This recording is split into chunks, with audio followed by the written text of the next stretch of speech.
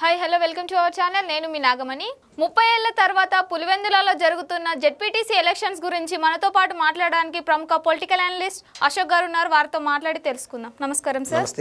Sir, 30 సంవత్సరాల తర్వాత పులివెందులలో జరుగుతున్న జెడ్పీటీసీ ఎలక్షన్స్ గురించి ఏమనుకుంటున్నారు? ఇప్పుడు ఒరిస్సాలో కూడా తెలుగుదేశం పార్టీ పోటీ చేసిన దాఖలాలు ఉన్నాయి. వెస్ట్ బెంగాల్లో పోటీ చేయాలనుకుంటారు, ఎందుకంటే ఇక్కడ తెలుగు వాళ్ళు ఎక్కువ ఉన్నారు కాబట్టి. కాకుంటే అక్కడున్న ప్రభావం దృష్ట్యా లేదా మన వాళ్ళు ఎక్కువ ఉన్నారా లేదా చూసుకొని ఏ పొలిటికల్ పార్టీకైనా పలానా చోట పోటీ చేయాలనుకుంటారు. ఫర్ ఎగ్జాంపుల్, కేంద్రాన్ని ఏలుతున్నటువంటి బీజేపీ వారు కేరళలో కూడా పోటీ చేసి అక్కడ ప్రభుత్వం స్థాపించాలనుకుంటున్నారు. అంతెందుకు, ఇప్పుడు పోటాపోటీకి వచ్చేసినది ఇక్కడ ముఖ్యంగా తమిళనాడులో బీజేపీ కూడా one of the powerful party అయిపోయినది. నేను చెప్తాను ఏంటంటే, ఎవరికైనా పోటీ చేయాలనుకుంటారు. ఈ డెమోక్రసీని నమ్మేవాళ్ళు, ప్రజల్ని పరిపాలించాలనుకునే వాళ్ళు, వాళ్ళకి మంచి పరిపాలన అందించాలనుకునేవాళ్ళు. ఈ క్రమంలో అంత ఎస్టాబ్లిష్డ్ పార్టీ తెలుగుదేశం పార్టీ ఇన్నేళ్ళు అధికారంలో ఉండింది. పార్టీ స్థాపించినప్పటి నుంచి పులివెందుల్లో గత 30 ఏళ్ళ నుంచి పోటీ చేయలేకపోయిందంటే ఎవరికైనా బాధాకరమే కదమ్మా. ఇది ఫస్ట్ ఆఫ్ ఆల్ ఎలక్షన్ జరగకముందే తెలుగుదేశం వారు నామినేషన్ వేయడంతోనే ప్రజలు గెలుపుగా మనం అయితే ఖచ్చితంగా చూడాలా. ఈ రోజున మొత్తం మీద నామినేషన్ వేశారు. ఇప్పుడు 10,000 పైచీలకు ఓట్లు మాత్రమే ఒక గ్రాస్ప్గా తీసుకుంటారు, అంటే ఒక యూనిట్గా తీసుకుంటారు. అక్కడ దాదాపు 1,80,000 పైన ఓట్లు ఉన్నాయి. ఇప్పుడు ఆ 10,000 పైచీలకు ఓట్లు ఏమంటున్నారంటే జెడ్పీటీసీకి సంబంధించి ఈ ఎలక్షన్ పైన ఆ జెడ్పీటీసీ ఎలక్షన్ పరిధిలో ఉన్నటువంటి ఓటర్లే కాకుండా వాళ్ళ చుట్టూరు ఉండే పులివెందులో ఉండేటువంటి బంధువులు ఉంటారు కదా, వాళ్ళ ప్రభావం తీవ్రంగా పడనుంది వీళ్ళపైన. వాళ్ళ బంధువులు, వాళ్ళ అన్నోళ్ళు కావచ్చు, వాళ్ళ చిన్నాన్న పెదనాన్న కావచ్చు, వాళ్ళ ఇంటి ఆడబిడ్డల నుంచి వాళ్ళు కావచ్చు, మా ఖచ్చితంగా ఈసారి మీరు తెలుగుదేశం పార్టీకి ఓటేయండి అని చెప్పి ఎంతోమంది బయట ఉండే వాళ్ళు కూడా, హైదరాబాద్ నుంచి అక్కడికి పోయి జాబ్ చేసే వాళ్ళు కూడా వాళ్ళ పెదనాన్న చిన్న వాళ్ళకి చెప్పి తెలుగుదేశం ఓటేయండి అని చెప్పినారు. ఎందుకు అంటే గత 30 ఏళ్ళు ఒక కబంధ హస్తాల్లో, ఒక రాక్షసుల కబంధ హస్తాల్లో పులివెందుల నలిగిపోయినింది. మనం ఒక సింహాద్రి సినిమాలో కేరళ పోతాడు చూడండి, జూనియర్ ఎన్టీఆర్ పాత్రధారి, అక్కడ పోయినప్పుడు ఏ విధంగా అయితే జరుగుతుందో, ఒక మొత్తం కేరళని కబ్జా చేసి ఉంటారో ఆ విధంగా పులివెందులో ఇన్నాళ్ళు డెమోక్రసీనే లేదు. ఇప్పుడు మొత్తం మీద నామినేషన్లు వేసినారు. ఈరోజు ఎలక్షన్ జరుగుతుంది. ఇప్పుడు మీరు ఆశ్చర్యపోయే విధంగా ఒక విడ్డూరమైన విషయం ఏంటంటే, ప్రశాంతంగా జరుగుతుంది ఎలక్షన్. అసలు అది అంతు చిక్కని విషయం. అసలు పులివెందులో ఏంది అంత ప్రశాంతంగా ఎలక్షన్ జరిగేది ఏంది అని. అయితే సార్, ఇప్పుడు ప్రజలు ఓట్లు అనేది స్వచ్ఛందంగా వేయలేకపోతున్నాం అనేది ఒకటి వస్తుంది. పోలీసుల నిర్బంధంలో ప్రజలు ఉన్నారు అనేది కూడా వైసీపీ నేతలు ఆరోపించడం అనేది జరుగుతుంది అని కూడా మనం చెప్పుకోవచ్చు. దాని గురించి ఇదే పులివెందుల జెడ్పీటీసీ పరిధిలో ఉన్నటువంటి కనంపల్లి అనే విలేజ్, ఇక్కడ పులివెందుల మున్సిపాలిటీ కాకుండా చుట్టూరు 6 గ్రామ పంచాయతీలో కూడా ఎలక్షన్ జరుగుతున్నాయి ఈ 10,000 ఓట్లకు సంబంధించి.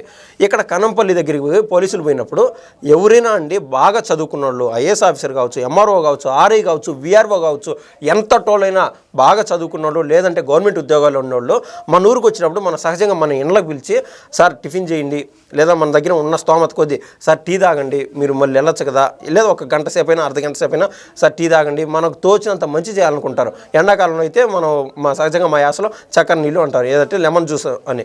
ప్రతి ఒక్కటి చూస్తూ నేను ఇటువంటి సాంప్రదాయంలో నేను పెరిగానండి. కాబట్టి ప్రతి గవర్నమెంట్ ఆఫీసర్ని మనం అయితే గౌరవించాలి. ఆ రూట్లో ఇప్పుడు ఈ ఫోటో చూపించింది ఏమని రాసినారు ఇక్కడ, ఏమనంటే ఈ మంచం పైన గన్ను పెట్టినారంట. గన్ను పెట్టి అక్కడ ఉన్నటువంటి సర్పంచ్ని బెదిరించారంట. రామాంజనేయులు అతను సర్పంచ్ పేరు. అతను బయటకు వచ్చి ఓపెన్గా చెప్తున్నాడు, నేను కేవలం మర్యాదపూర్వకంగా పోలీసు వాళ్ళని పిలిచాను, నన్ను ఎవరు బెదిరించలేదు, నన్ను ఎవరిని టార్చర్ పెట్టలేదు అని ఆయన ఓపెన్గా చెప్తున్నాడు. కేవలం ఆయన పిలిచి టీ ఇచ్చినాడంట. దాన్ని ఒక ఫోటో తీశారు, మంచం పైన గన్ను ఉండేది, సోషల్ మీడియాతో హల్చల్ చేస్తున్నారు. ఇది వాళ్ళ ఫేక్ ప్రచారం, అంత దుష్ప్రచారం. పులివెందులలో వైసీపీ నేతలు ఓటర్లకు డబ్బులు వంచుతున్నారు అనేది కూడా మనం ఒక వీడియోలో చూసాము. అది కూడా జరుగుతుందా? ఖచ్చితంగా అండి. మీరు ఎవరు పంచుతున్నారు అనేది మనం చూడాలి. సహజంగా ఇండియా వ్యాప్తంగా ఈ డెమోక్రసీలో కొన్ని లూప్ హోల్స్లో భాగంగా రేపు మొన్నాడు ఎలక్షన్ అనగా లేదా రేపే ఎలక్షన్ అనగా ఈరోజు రాత్రి మొత్తం ఓటింగ్ పర్సంటేజే మారిపోయే విధంగా చాప కింద నీరులాగా డబ్బులు పంచడము, మందు పంచడం, ఇటువంటి ఆనవాయితీని సృష్టించిన వాళ్ళు డాక్టర్ వైఎస్ రాజశేఖర రెడ్డి గారు కూడా ఒకరోజు స్పష్టంగా అయితే చెప్పగలుగుతా. ఎందుకంటే అది రౌడీ బ్యాచ్, రౌడీ మొక్క ఈ యాంగిల్లో ముందుకు తీసుకెళ్ళినారు. ఇప్పుడు అదే ఫార్ములాని, అది ఆ రోజు వేసినటువంటి బీజాలు ఈరోజు సహజంగా అందరూ ఇంతే ఉండారేమో అనుకునే విధంగా ఇక్కడ శాంపుల్ ఎగ్జాంపుల్ అండి. ఇంకొక వీడియో ఇప్పుడే మీకు చూపిస్తాను, చూడండి.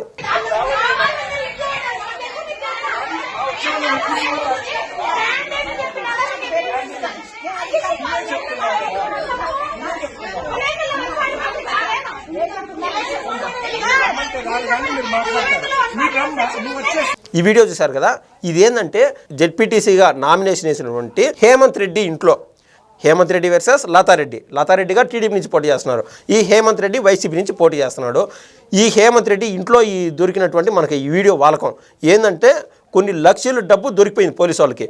దొరికిపోయింది. అప్పటికే కొంతమందికి డబ్బులు పంచేశారు. ఓటుకి 8,000 లెక్కను పంచారు ఈ చూపించిన వీడియోలో. మిగిలిన వాళ్ళు ఎవరైతే 8,000 తీసుకున్న వాళ్ళు ఏం హ్యాపీ. ఇంకొక 30 మంది మిగిలినారు. Sir sir sir sir please sir, police వాళ్ళని వాళ్ళు భంగపడుతున్నారు. సార్ సార్ మాకు కూడా మేము తలా 8,000 తీసుకుంటాం, ప్లీజ్ సార్ అని పోలీసు వాళ్ళు భంగపడుతున్నారు. ఎంత దుస్థితి వచ్చింది చూడు. అంటే మాకు ఆ డబ్బులు ఇవ్వండి మేము ఓట్లు వేస్తాం, డబ్బులు ఇవ్వండి ఓట్లు వేస్తాం అనే విధంగా ఆ కల్చర్ ఆ రోజు వేసినటువంటి బీజాలు మాకు డబ్బులు ఇస్తేనే ఓటు వేస్తాం అనే విధంగా ఉండాలి ఇది ఈ రకాన. ఇప్పుడు ఏంటంటే మనం ఈ వ్యవహారం చూస్తే అండి చెవిరెడ్డి భాస్కర్ రెడ్డి గారి వ్యవహారం గుర్తొస్తుంది. తుడా వెహికల్స్లో డబ్బులు ట్రాన్స్పోర్ట్ చేస్తామని ఒక్కగానొక టైంలో 8 కోట్ల దాకా డబ్బు దొరికిపోయింది ఎక్కడ విజయవాడ పరిసరాల్లో. ఇది ఎలక్షన్కి ముందు. అప్పుడు ఏం చెప్పినారు, వాడు దొరికిపోతే ఎలక్షన్ కమిషన్ ఇబ్బందిగా ఉంటుందని చెప్పి మా డబ్బు కాదని చెప్పేశారు. ఇప్పుడు పులివెందుల్లో కల్చర్ నేను చెప్తున్నాను ఏ రకంగా ఉందో. అలా దొరికిపోవడం తప్పేం కాదని చెప్పి వాళ్ళు అనుకున్నారు. ఈ రోజున దొరికిపోయినప్పుడు హేమంత్ రెడ్డి వాళ్ళ సతీమణి ఆ జెడ్పీటీసీగా పోటీ చేస్తున్నాడు కదండి, ఆ హేమంత్ రెడ్డి వాళ్ళ సతీమణి ఏం చెప్తుందంటే, సార్ మా డబ్బుకి మేము కష్టపడి సంపాదించినాము, మా డబ్బులు మాకు కావాలంటుంది. ఓరే నాయన, మీరు డబ్బు పంచడమే తప్పు, అది ప్రధానమైన కేసు. అంటే వాళ్ళకి ఆ విచక్షణ కూడా లేదు. పులివెందుల రాజకీయాలు కానీ పులివెందుల ఎలక్షన్స్ కానీ ఈ 30 ఏళ్ళు ఈ విధంగా సాగినాయి. ఇప్పుడు ఫైనల్గా నేను చెప్పేది ఏంటంటే, కోయ ప్రవీణ్ గారు ఎక్కడికక్కడ సీసీ కెమెరాలు ఏర్పాటు చేస్తున్నారు. కర్నూలు రేంజ్ డిఐజీ గారు అయినా ఎక్కడికక్కడ సీసీ కెమెరాలు ఏర్పాటు చేస్తున్నారు, బాడీ వ్యాన్ కెమెరాలు ఏర్పాటు చేస్తున్నారు, హ్యాండీ క్యామ్లు ఏర్పాటు చేస్తున్నారు, ప్రతి చోట డ్రోన్ కెమెరాలు ఏర్పాటు చేస్తున్నారు. 750 పైచిలకు పోలీసు వాళ్ళని పెట్టినారు. మనం వేరే విజువల్స్లో కూడా మనం చూడొచ్చండి. ఎవరైతే ఓటర్లు ఉన్నారో ప్రశాంతంగా ఓట్లు వేసుకున్నారు. ఇది వరకు ఎట్లుండేది, ఎక్కడికెక్కడ పోలింగ్ బూతుల పైన బాంబులు వేసేవాళ్ళు. పులివెందుల కేంద్రంగా బద్వేలు, ప్రొద్దుటూరు, రాజంపేట, రైల్వే కోడూరులో అయితే మన జరిగిన ఎలక్షన్లో ఏ న్యూస్ ఛానల్ చూసినా అర్థమవుతుంది, 13 చోట్ల ఘటనలు జరిగినాయంట ఒక రైల్వే కోడూరు నియోజకవర్గంలోనే. మొత్తం ఇదంతా జగన్మోహన్ రెడ్డి, రాజశేఖర రెడ్డి వీళ్ళ ప్రాంతానికి సంబంధించిన దాంట్లో ఈ విధంగా దాడులు చేసి భయపెట్టి ముందుకెళ్ళేవాళ్ళు. అంటే ఆ రకంగా యునానిమస్ చేసుకునేవాళ్ళు. ఇప్పుడు అలా లేదు. మంచి ప్రభుత్వము. ఇప్పుడు తెలుగుదేశం గెలిచినా ఓడినా డెమోక్రసీ గెలుస్తుంది, డెమోక్రసీ గెలచాలా అని చెప్పి ఈ కూటమి ప్రభుత్వం తీసుకున్నటువంటి ప్రికాషన్స్ ఉన్నాయో ముందు వాళ్లకు హ్యాట్స్ ఆఫ్ చెప్పాల్సిందే. పులివెందుల ప్రజలు మొత్తం ఈ యొక్క కూటమి ప్రభుత్వానికి రుణపడి ఉండాలని నేను స్పష్టంగా చెప్పగలుగుతానండి. ఫస్ట్ టైం స్వేచ్ఛగా ఓటేసుకుంటున్నారంటే ఎంత హ్యాపీ అండి, అద్భుతం. అది నాకైతే చాలా చాలా హ్యాపీగా ఉంది. థ్యాంక్ యూ సార్, ధన్యవాదాలండి. తిరిగి మరో అంశంతో మళ్ళీ కలుద్దాం.